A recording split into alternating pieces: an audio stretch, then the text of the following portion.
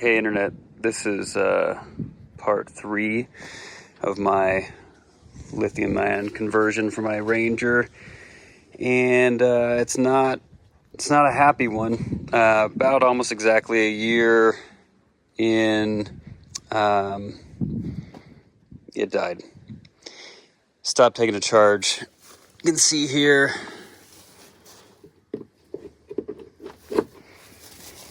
charger fires up fine.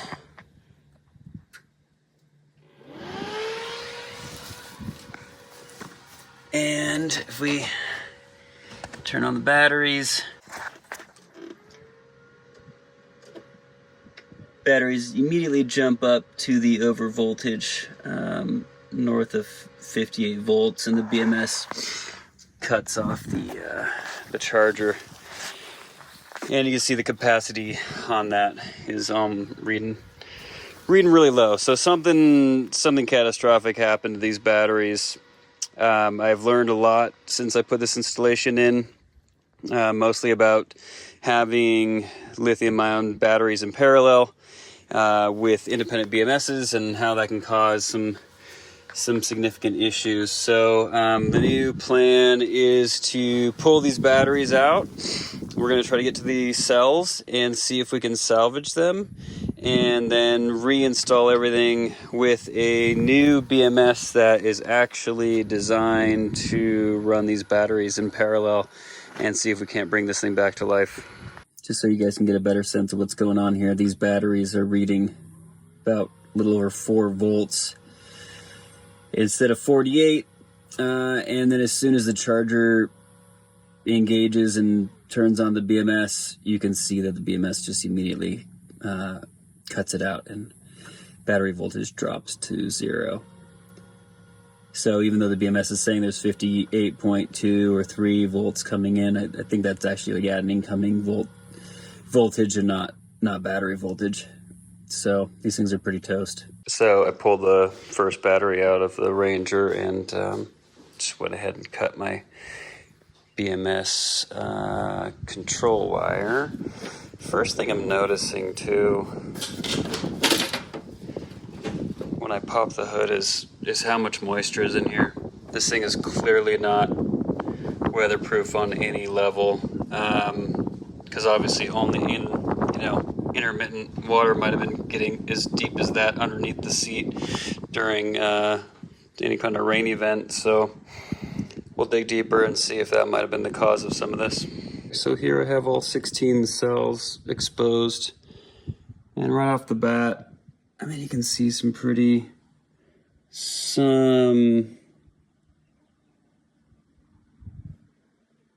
signs of corrosion. Again, is that water damage? I'm not sure. There's obviously a lot of moisture in here, so it's definitely not out of the question.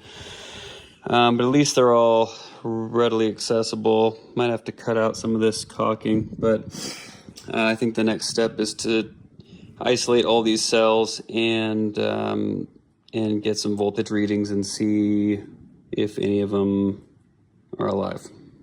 And even though I'm going to be replacing most of this wiring and putting in the new BMS system, I'm just going to take lots of photos, and just so I have a good account of how this all was wired originally, so hopefully it won't be so much work to put back together. Okay, making some progress dismantling. Got the BMS out, and if you're curious, this is what's inside these batteries. No obvious signs of damage or shorting or corrosion on this, but getting back to the lack of weather sealing, I mean, there's like a bona fide puddle down here. Not great. Well, first battery's at 3.3, so it's not dead. And if you guys have ever done these lithium cells before, when they're in this sort of array, you just skip to the next positive, and you'll get the cumulative voltage. So I'll write all these numbers down, and we'll we'll check the numbers for the individual cells, but looks like at least in the first bank, we're doing pretty good. Okay, so very quickly, I think maybe I found the culprit. I was making my way around here, and at this terminal, we're at 3986. Hops over to the next battery, same thing. When I go to the next positive, bad news. So somewhere along this span, this battery is, this particular cell seems like it's down. And if I skip ahead, same thing. No love anywhere past that cell. So this seems to be our problem child. I went ahead and labeled it, and we'll see what else we can do to repair it. Okay, so something happened kind of funny yesterday that normally I or other people would probably edit out of their videos, but I think it's worth just leaning into for a second. So yesterday I was going over the voltages for these cells, right? And the first one's at 3.3 and then onward and upward from there. And I had mentioned that at a certain point it seemed like there was a problem right here. I mistakenly interpreted that as no voltage or a break in the voltage, because OL is usually what shows up if I'm in my ohm setting and I have an open line. However, I realize that's not the case here. It's actually my range. So dumb, because it's clearly got 4 decimal places here, but somewhere around here, once I go over 40 volts, this particular Klein meter stopped reading. However, if I change my range to 1 decimal point, you can see that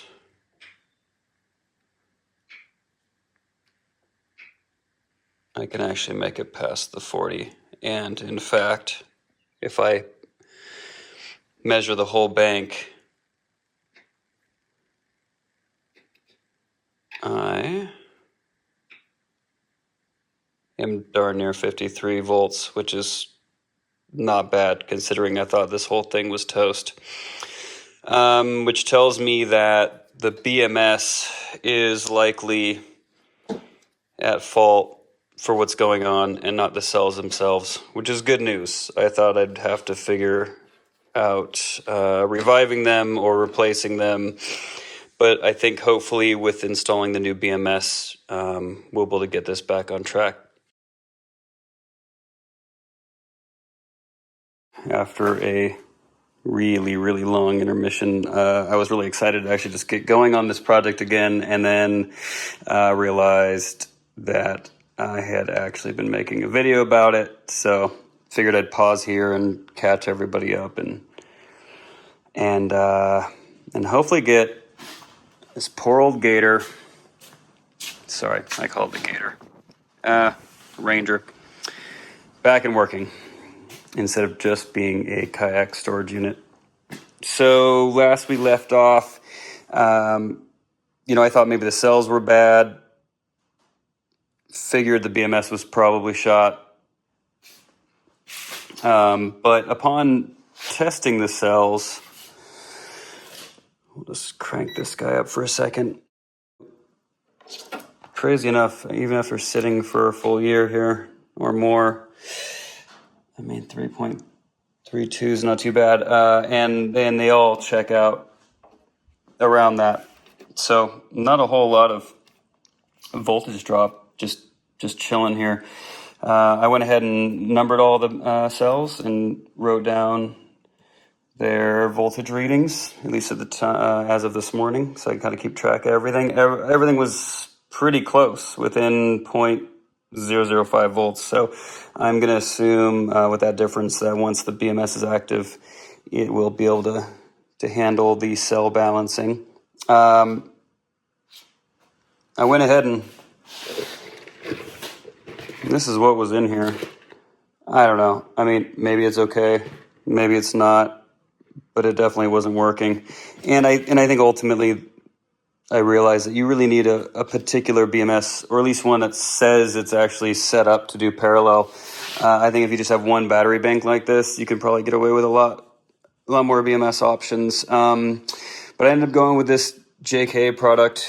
Here, I'll put all the goodies in the details. And just looking at it off the bat, it comes with all this stuff. But it's larger, it's heavier, everything seems more robust. It's designed to work with these systems in parallel. There is an Ethernet jack that'll connect the two cells together and help them communicate. There's a current limiting feature between the two battery banks. So if one somehow got a lot less, dropped a lot more voltage than the other, when you activate the two BMSs, there won't be this giant surge. It'll limit the current to help get the other battery bank up to level. So I guess I have high hopes here. There's a couple of things I'm working out. One, how the new BMS is going to get situated in here. And if you're wondering if I'm actually just using pipe insulation, you'd be 100% correct. I've just sort of wrapped it around there for now, just so it's not banging against the metal. And maybe we'll come up with a slightly more refined system of installing it.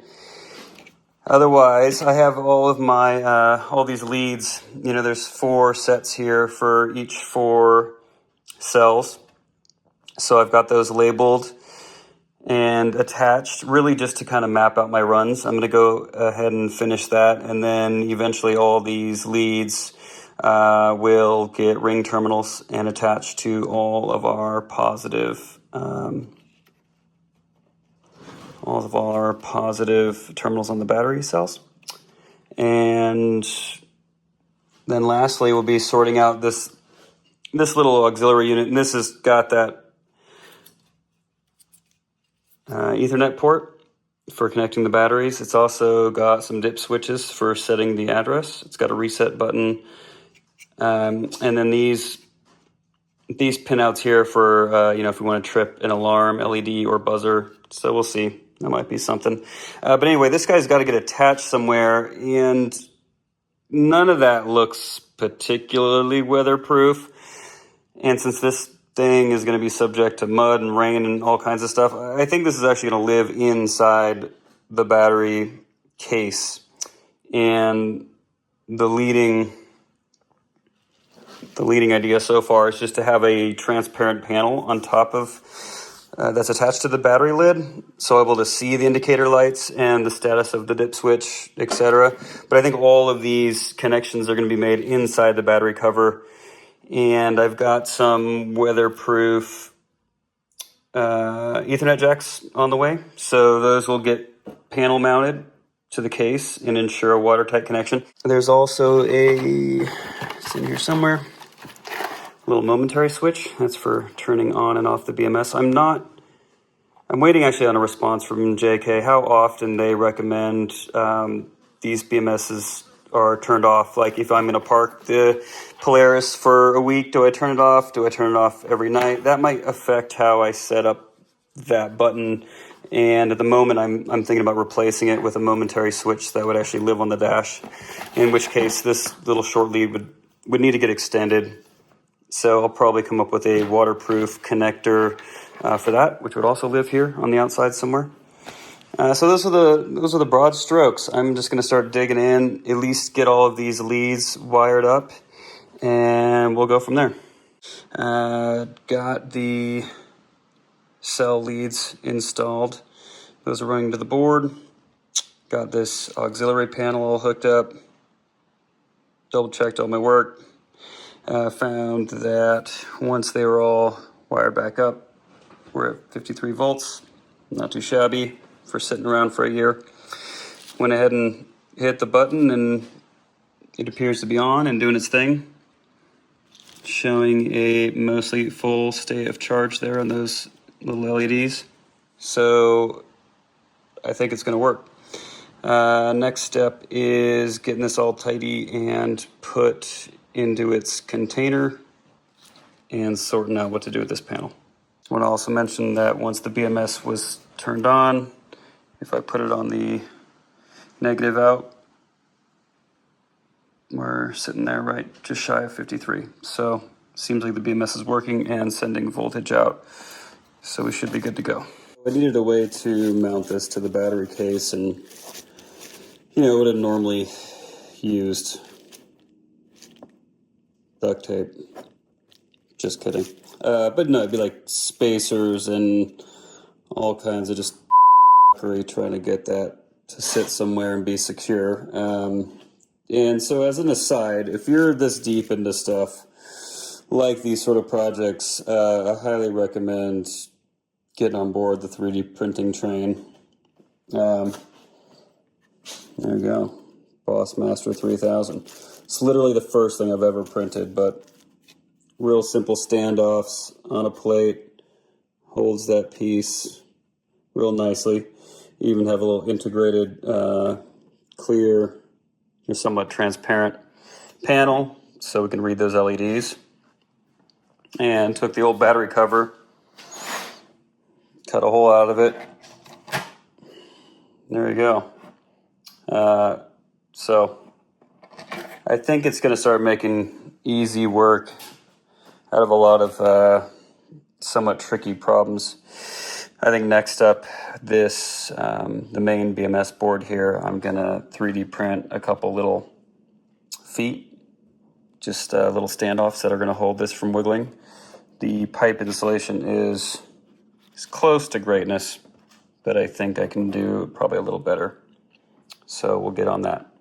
Okay, next step is getting some standoff brackets for the BMS unit itself. So once again, tasked the 3D printer and made up some of these little standoffs. Did it. My helper's inserting some, we're using some just foam, whether... Where's the stuff? Oh. Some foam, what is this called? I don't know. Just using some foam tape here on the sides and edges, and that'll hold the BMS once we get that in there nice and snug.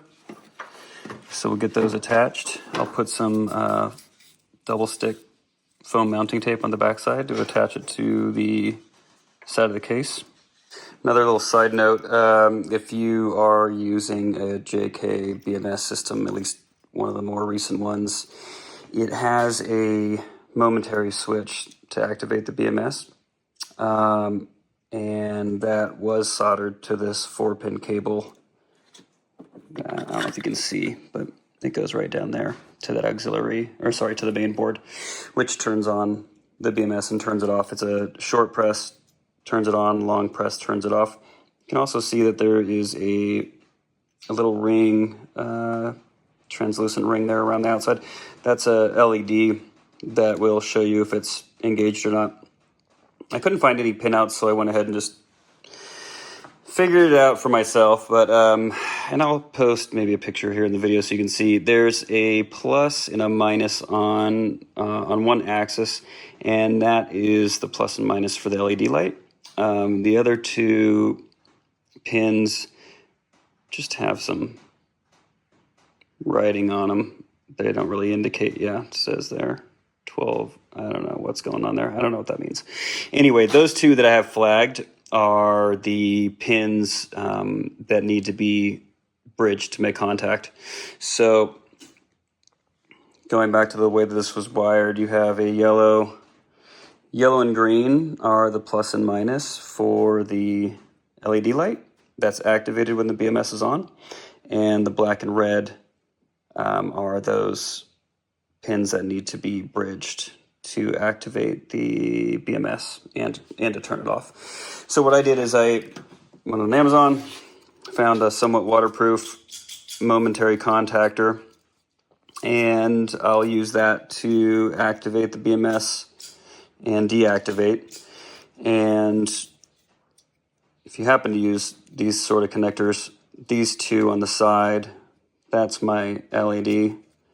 And these two that are flagged are the contacts that need to be bridged in order to, or these are the ones that are bridged when I activate the switch. So it's not as glamorous as some of my previous desires trying to make this super clean, but I think the best way to do it is just to have two of these switches. I think I'm going to kind of mount them out of the way, maybe down on this panel in the center, or maybe even underneath the seat, somewhere where I'm not going to bump them too easily. And I'll just have two switches side by side, and you'll just have to activate those or deactivate those if you want to turn on or off the BMS. And I think, in all honesty, as I have learned more, the BMS should really just stay on all the time. I suppose if I'm going to park the Ranger for a long extended period, then we'll go ahead and probably shut it down. I don't know, for the winter or something. I'm not sure. But otherwise, those switches are just on and should be on. So I think that's the way forward. I also found these pretty clever, I've got this one disassembled. I'll do another video to show you these cool waterproof connectors I found. And I'll use that to run a cable outside of the battery box. If you're wondering here, this actually kind of comes from like road stuff, like musician gear, road gear, lighting gear, and music equipment.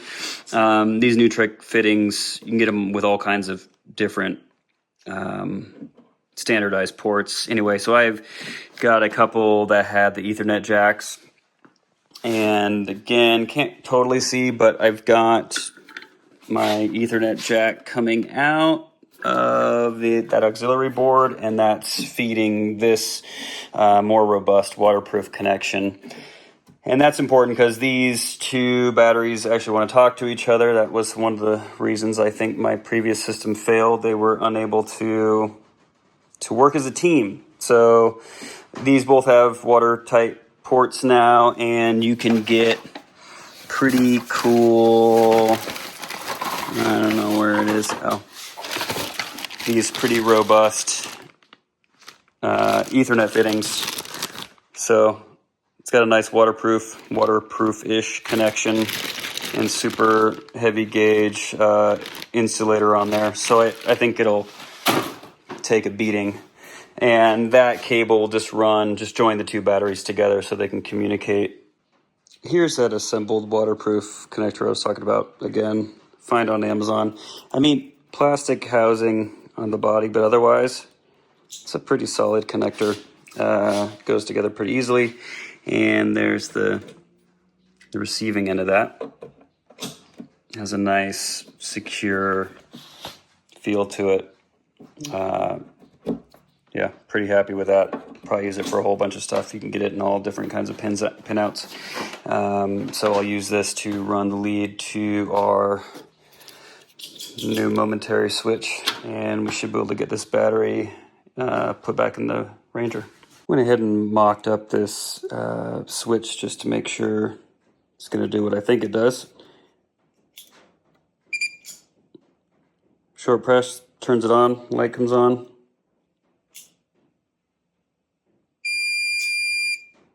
Long press shuts it down, light goes off.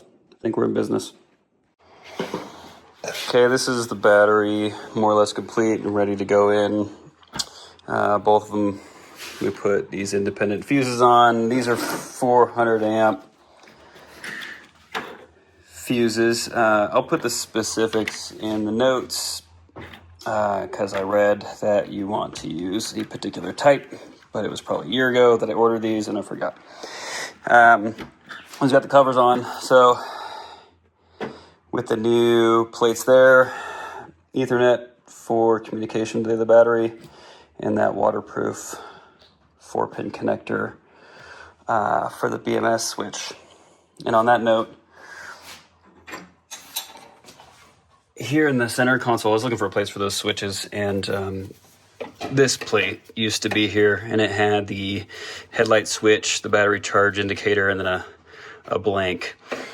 So we used that as a template and 3D printed a 4-slot switch that will go into the same spot and replace that headlight switch. Battery indicator still here, and then 2 momentary switches for the BMS control. So that'll look super, I think that'll look pretty factory. And that will go right there. At this point, it's just a matter of putting everything in, wiring it up. We did take a moment to, I noticed these batteries get really filthy from off-road use, so we installed a mud flap there, and we laid out some rubber matting to cover all the holes in the old battery tray. I think it's going to help a little bit. I mean, it's a bummer, but essentially all of this work, all of those relays, that fancy momentary switch you remember from before, all that's just kind of out the window. I could probably try to reuse it for something else, but honestly, I'm just going to kind of leave it alone. It's not going to hurt anything. Just to abandon it for now. I'm not going to pull any of the cables just yet. If I ever had to have a need for running maybe some 12-volt switched accessories back there, maybe I can use those relays and wires. So I'm going to leave all that. Otherwise, we're just going to tidy up our cables, run our, here's the other end of that waterproof connector. So we're going to run those through the center tunnel here and up to the new switch plate. And geez, honestly, hopefully that's it. Okay, batteries are in and charging. The parallel link seems to be working. I was seeing some flashing lights there on the board. Looks like we're feeding it just shy of 20 amps to the 2 batteries. Considering they've been literally sitting for a year, I'd say those cells held up really well.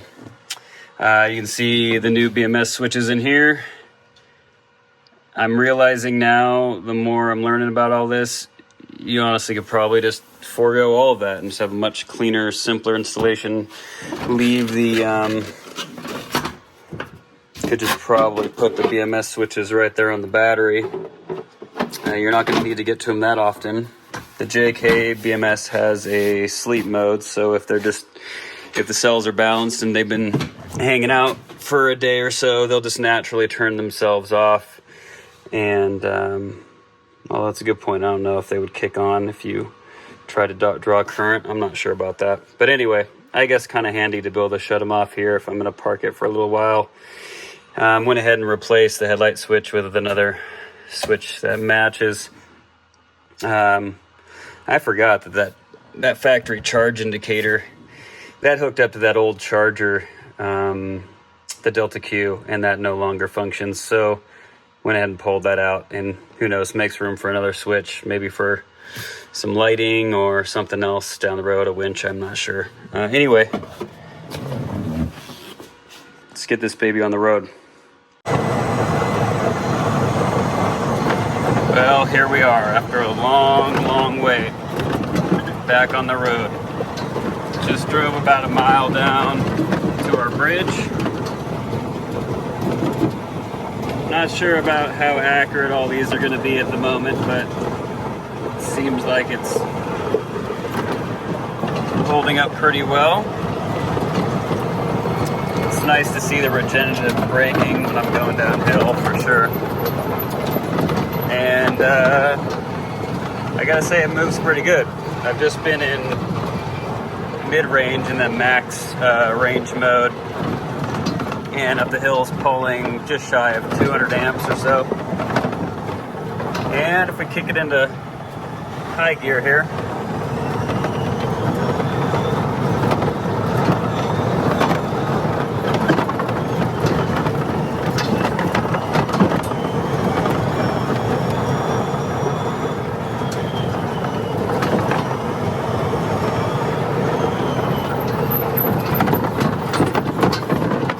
aside from our potholes, I'd say it's pretty zippy. This is a pretty steep hill up here.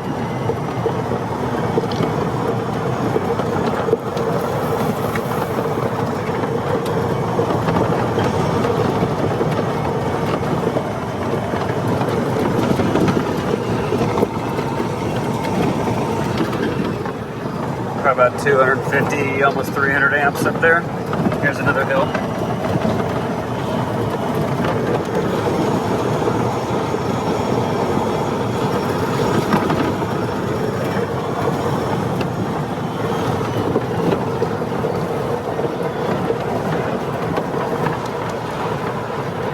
I think one thing to consider is that even though maybe